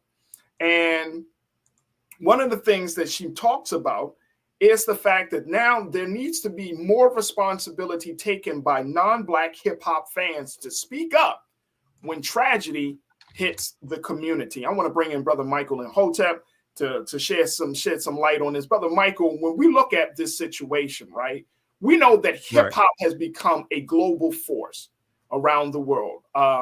Everybody has tuned in. You can go in any part of the world and you will find hip-hop artists. But now we're still seeing a certain level of detachment. And this is what this young sister, Aoki, and I think that's how you pronounce her name, this is one of the things that she spoke about. And I want to share with folks just a few of the quotes that she made during this TikTok post. Take a look at this first quote here, folks. She said, you know, every time a Black hip-hop artist, a rap artist who has broken into the American mainstream dies, it is only those communities, the Black community, the hip-hop community, who are actively involved in their remembrance or in mourning them. At the same time, like so many privileged non-Black people are living their life, the soundtrack to their life is this music. They're using it for everything. They're getting so much value from these people, these artists, and from their life stories. Let's move on. Let's get the next quote. Thank you. She said, but when the artist dies, not a word, so much of what makes hip hop so compelling is about its stories. Part of which makes it so compelling to white America is it's so often the stories of the traumatic lived experience of Black Americans, like the absolute worst parts of systematic oppression and the havoc it wreaks on communities in the hood, violence, and drugs.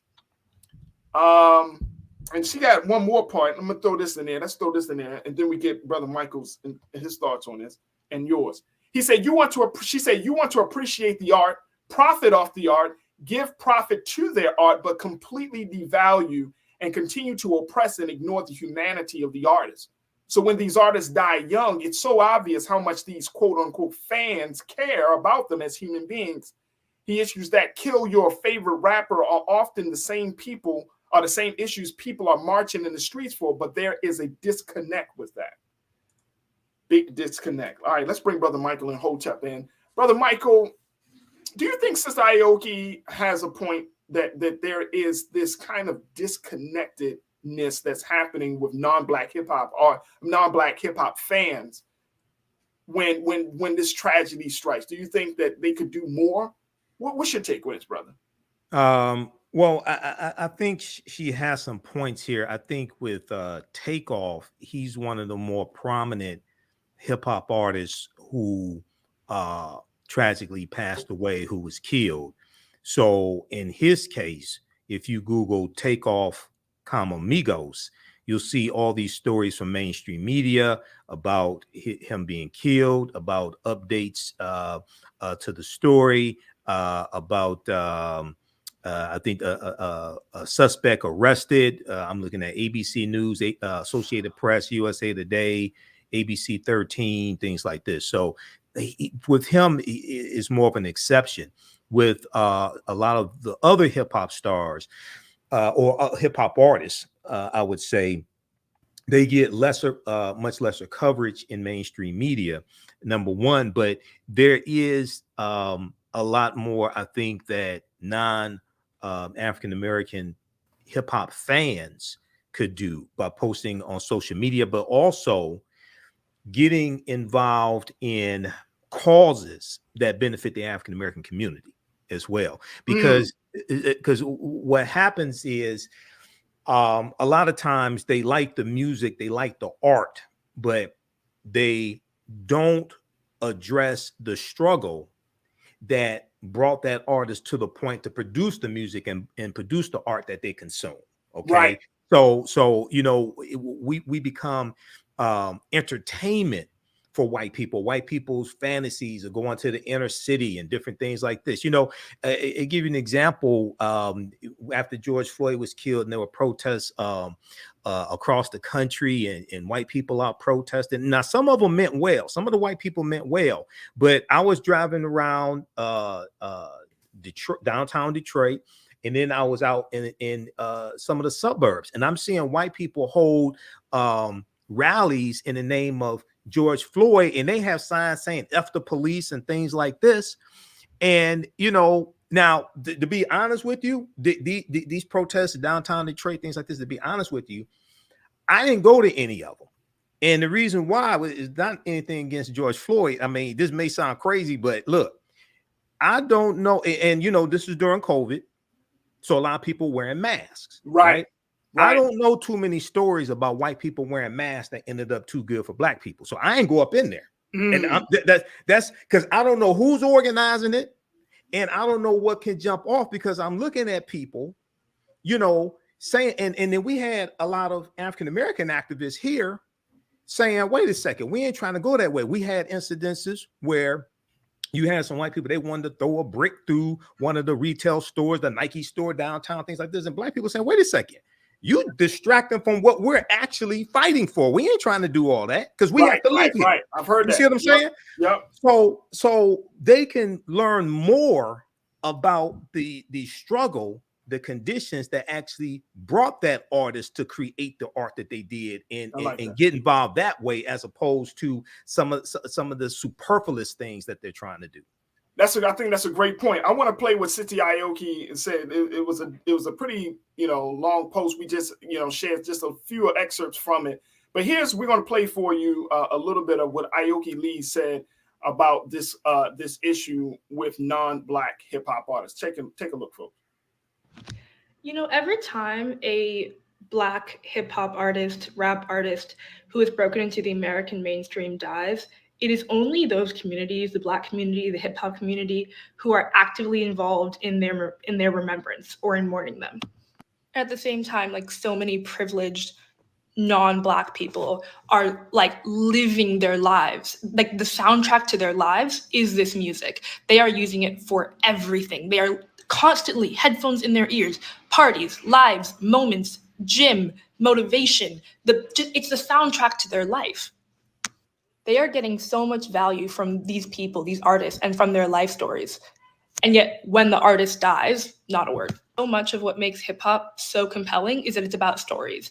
And part of what makes it very compelling to white America is it's so often the stories of the traumatic lived experience of Black Americans, like the absolute worst parts of systematic oppression and the havoc it wreaks on communities in the hood, violence and drugs. But it's fine to relate to that and, you know, live vicariously through that as when it's all fun and games. But like, these are ongoing relevant issues that frequently kill these artists. And when that happens, it's, like the hip hop community, I mean, that's like the hip hop community is violent. You were just vicariously trying to insert yourself into that community. You were just appreciating the edginess of it. And that, to me, is a huge part of why the appreciation of Black art in American history is often so dehumanized. It's like a double-edged sword, because you want to appreciate the art, profit off the art, give profit to the art, but completely devalue and continue to oppress and ignore the humanity of the artist. So when these artists die young, it's so obvious how much these fans cared about them as a human being and cared about the issues they and their community are facing. The issues that kill your favorite rapper are often the same issues people are marching in the street for, but there's a disconnect with that. Like activism and socio-political issues and entertainment as a political thing. Like, there's there's a disconnect. And I know I might receive some hate for how I brought this up, that I brought it up at all, because I'm so privileged myself. But I know that all that privilege, every opportunity I have to live the privileged life that I live, get the education I'm getting, experiencing that I've been lucky to experience, I owe all of that to this music and this art form and Black art. Like everything I have, I owe to Black art. So I'm going to do my best to speak on it when I think it's important. Because if I didn't, I feel like I would be just as bad. That was Aoki Lee, who is the daughter of Russell Simmons and Kimora Lee Simmons. We're going to take a quick pause. When we come forward, we're going to get more conversation. We're going to get more thoughts from Brother Michael and Hotep. And I'm going to share with you the comments that you guys are posting for our online culture crew. So stay with us. It's The Culture right here on the Black Star Network.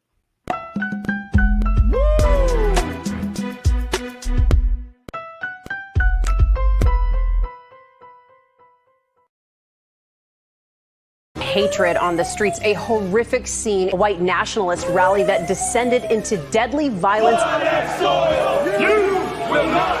White people are losing their damn minds.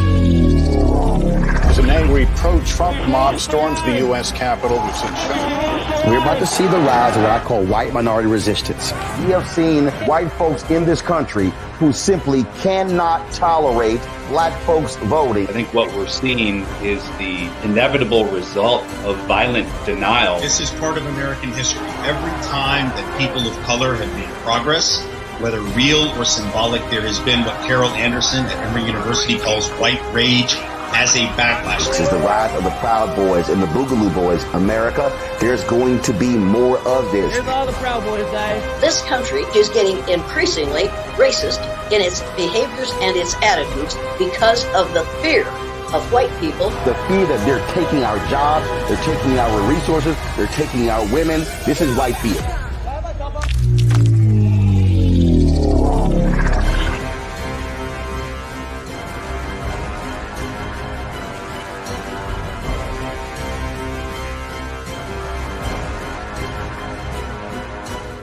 Black Star Network is here. Oh, no punch! I'm real revolutionary right now. Thank you for being the voice of Black America. All momentum we have now, we have to keep this going. The video looks phenomenal. See, there's a difference between Black Star Network and black-owned media and something like CNN. You can't be black-owned media and be scared. It's time to be smart. Bring your eyeballs home. You dig?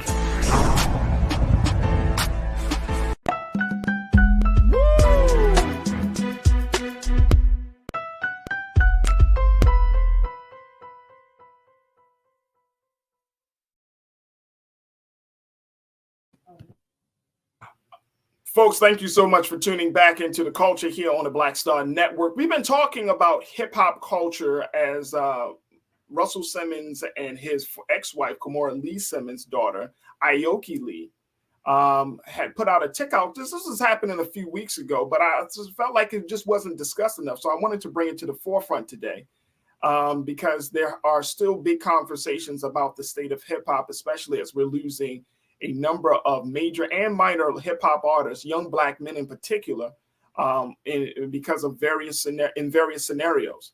And so as a result of that, you know, the conversations about the state of affairs should not be relegated to just the music being produced, but more importantly, the culture of the hip hop community, the culture of the music, and what role do we as fans of the music, what roles do we have to play? Now, Aoki Lee brings up the point that non-black hip hop fans need to do more to step out of their privileged space to do more, especially when tragedy strikes the community, like we saw with the death of Takeoff of Migos. So we are bringing this question to the forefront, and we want to hear from you. So many of you are already jumped into the chat as we're streaming on various platforms, including Facebook and YouTube, and wanted to share your thoughts on this. And I'm going to bring my brother Michael and Hotep to back into the conversations of this. But this is interesting. This is very, very interesting. And one of the things, Brother Michael, I want to get your take on this, and then we go to some of our comments from our online culture crew.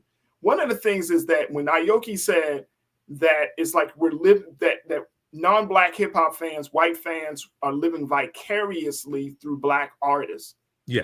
It makes me think of the time where, and I might be way off on this, right? But it makes me think of like Al Jolson and those who did blackface. Okay. Yeah. in films and in theater, right? Because they wanted to see what it was like. It's like this. It's like what we have seen in America for many years since our sojourn in this country, brother. That there is this very creepy fetish that some white people have around the, as Aoki said, the lived experiences of being Black. You don't want to fully embrace it. You don't want to go too deep into it, but you do want to kind of get this brush in it. And I'm wondering, that is interesting she brings this up, because it's like, is that still present? I mean, you're a researcher. Oh, yeah. Do we still see that today? Oh, it's very much present. And you got a whole family that's made over $1 billion off of it. It's called the Kardashian family. They're culture vultures. And the whole family got rich off of a Black man's penis. Ray J. That's how we found out about Kim Kardashian. People weren't talking about the Kardashians before the sex tape came out. Okay, Ray J, Kim Kardashian was Ray J's girlfriend. They do a sex tape. The mother negotiates a deal with Vivid Entertainment. It becomes the best-selling celebrity sex tape in history. Then they get a reality TV show from it. Right. And you know, they built an empire from it. You have some of the women wearing Bantu knots, like Kylie Jenner, I think it is, wearing Bantu knots, things like this, dating Black men, whether it's Lamar, like with Khloe Kardashian with Lamar Odom, or Kim with Kanye, and then they get divorced, and you have that, and then the dehumanization of African Americans has always been entertainment in this country. There's always been entertainment in this country. You talked about Al Jolson, the jazz singer, where he performs in blackface and sings Mammy. You go back to the creation of blackface with T.D. Rice, Thomas Dartmouth Rice, who created the Jim Crow character about 1828, 1829, which comes from the song "Turn Around, Jump Around, I Jump Just So. Every time I turn around, I jump Jim Crow." And what he does is he puts on tattered, torn clothing. He puts on blackface, and he adopts a Southern dialect to imitate African Americans, basically African slaves at that time, still during slavery. And he then the minstrel shows become the largest form of one of the largest forms of entertainment in the country. And you have other white men that imitate this as well. And this leads to one of the most popular radio shows in history called Amos and Andy, created by Freeman Gosden and Charles Correll, two white men. And sometimes when they did the Amos and Andy radio show, they performed in blackface as well. So we see the dehumanization of African people has always been entertainment in this country. And then when we look at negative corporate controlled hip hop that puts out a hip hop that dehumanizes African Americans, and they hijacked hip hop from the conscious hip hop of the late 80s and early 90s, because it was elevating the conscious level of African American youth. It was making a lot of us want to go to college. We were watching TV shows like A Different World. We're learning about Malcolm X, Dr. King, Minister Farrakhan, things like this through the hip hop music. Through some of the artists who were 5%ers, through like the Poor Righteous Teachers, the X-Clan, things like this, Brand Nubians. So they totally hijacked that, flip it around to gangster rap, which is going to dominate and promote a lot, and promote violence and killing, things of this nature. The blame does not go necessarily so much so to the artists. It goes to the white corporations that manipulate the artists. Okay. And lastly, we see the same thing with the song WAP that comes from Atlantic Records, WAP, WAP, Cardi B featuring Megan Thee Stallion, and is financed by Atlantic Records, a white corporation. And the video was viewed 13 million times. It was viewed 26 million times the first day it came out, when Cardi B uploaded it to her channel. But what's really interesting of that, and I did a panel discussion with African American women on this song and the video. All the women in the video are of African descent except for Kylie Jenner. The bass line repeats the phrase "there's some whores in this house" about 79 times.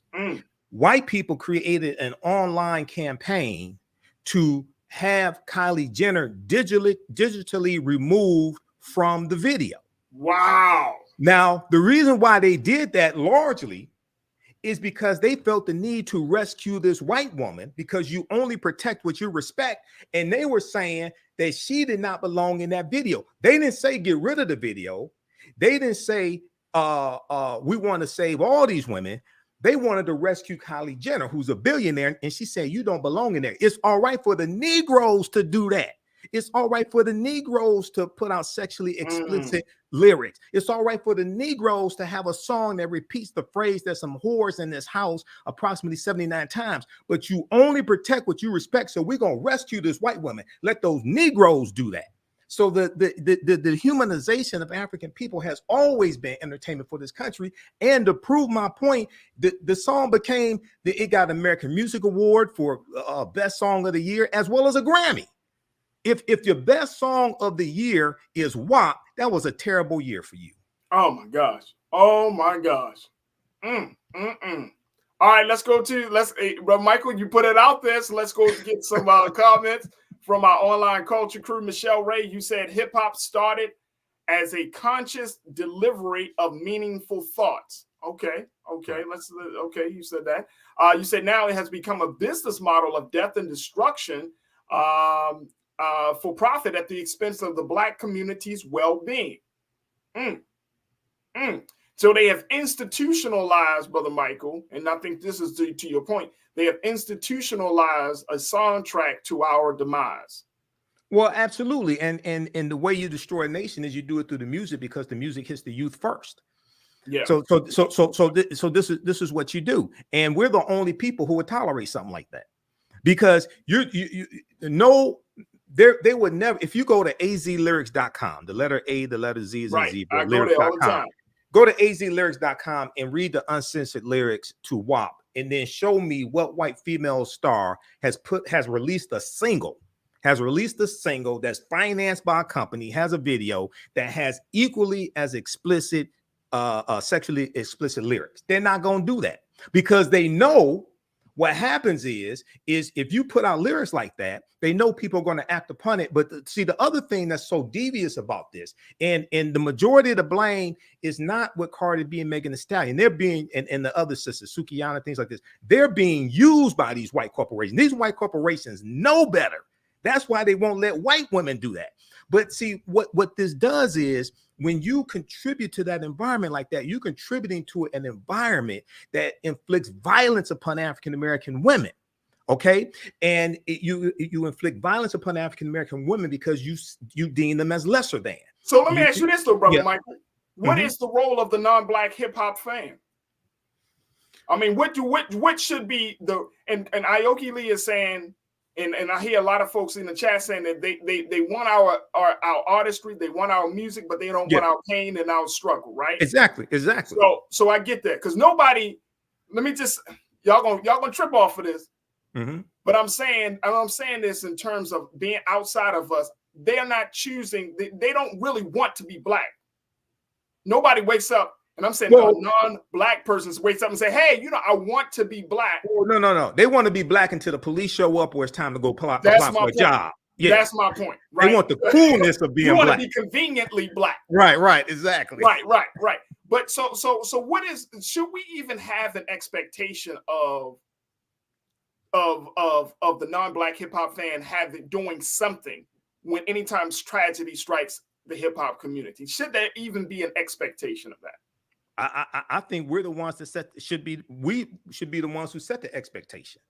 You mean Black folks? Yeah. Gotcha. Those and those putting out hip hop music, those artists, we should be the ones that set the expectation, so that it's okay. You like this artist, you like the music, okay. You get to learn more about what created the environment that they come from. Right. And learn more how you can help people who look like that artist.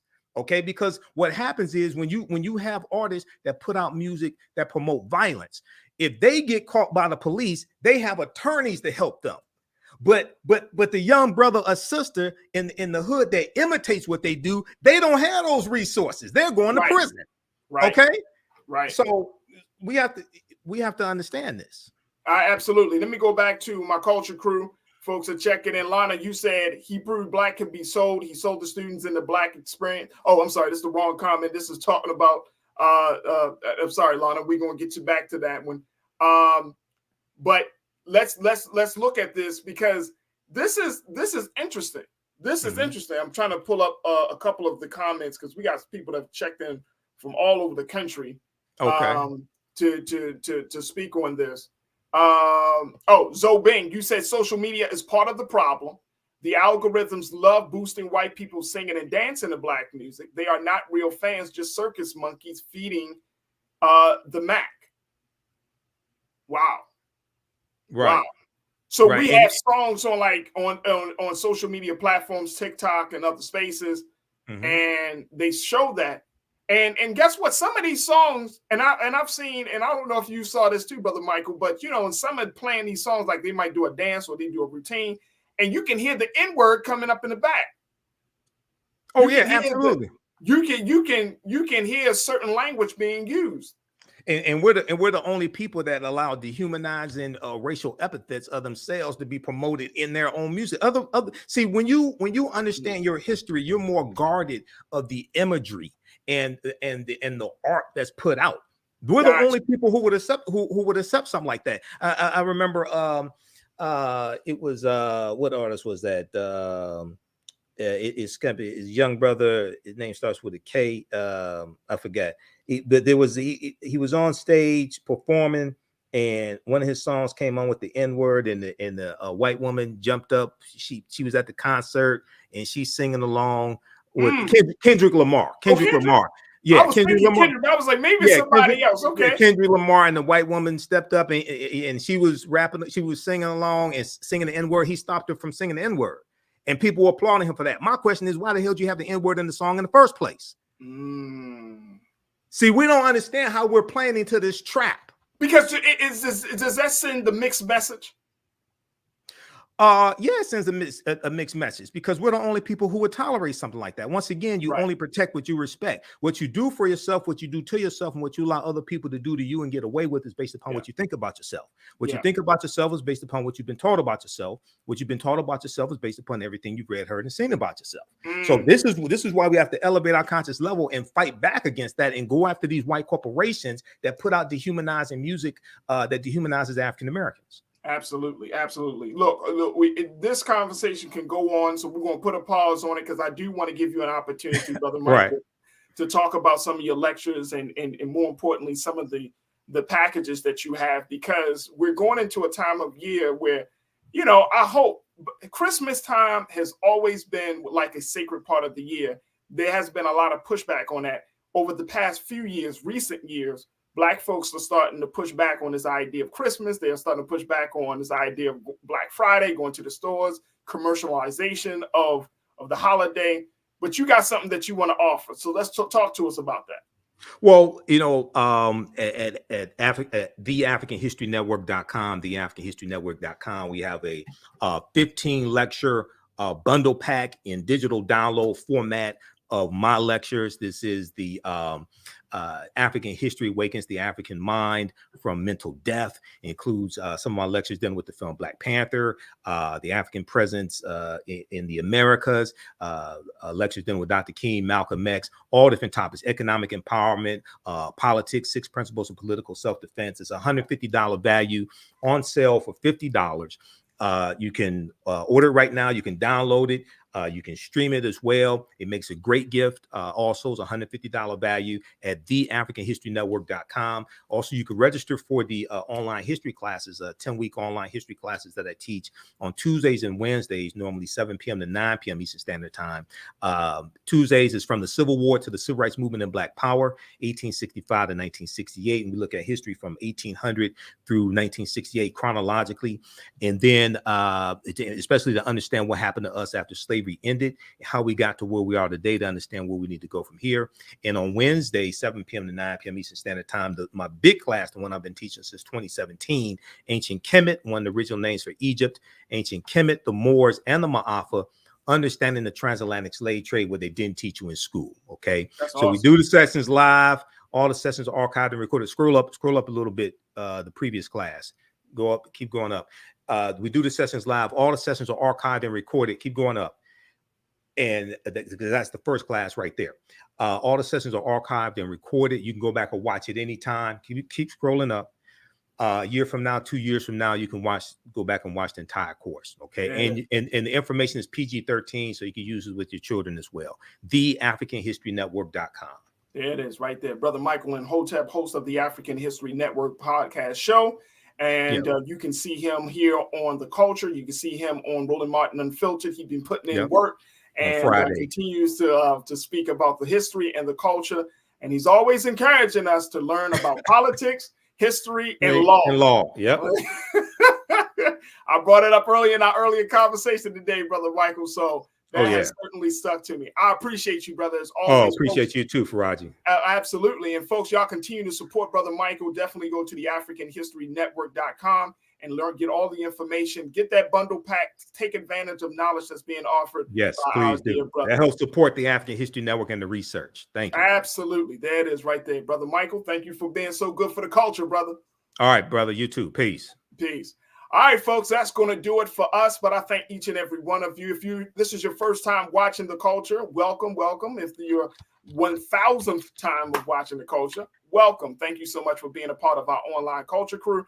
And more importantly, thank you for supporting us. Make sure y'all check us out at blackstarnetwork.com, where we have all of the latest news and information about what's going on in Black America, and more importantly, to bring conversations that are relevant as we continue to plead our case and tell our story. Make sure y'all support us at at blackstarnetwork.com. We truly, truly appreciate your support. Make sure you also follow us on our social media platform at Black Star Network on IG and Twitter. And while you're on social media, make sure y'all hit me up on IG and Twitter. IG, you can find me at The Real Farajii, and on Twitter, you can find me at Farajii. I love to connect with you. Let's continue to build the community of the online culture crew, and let's continue to have dialogues that are relevant and important to the culture of Black America. So thank you for your support. Stay tuned. Up next is Roland Martin Unfiltered, RMU, at 6 p.m. Eastern Standard Time. But as always, family, never be afraid to challenge what's wrong. Stand for what's right while being yourself in the process. God willing, we'll talk tomorrow for another exciting edition of The Culture right here on the Black Star Network. Peace.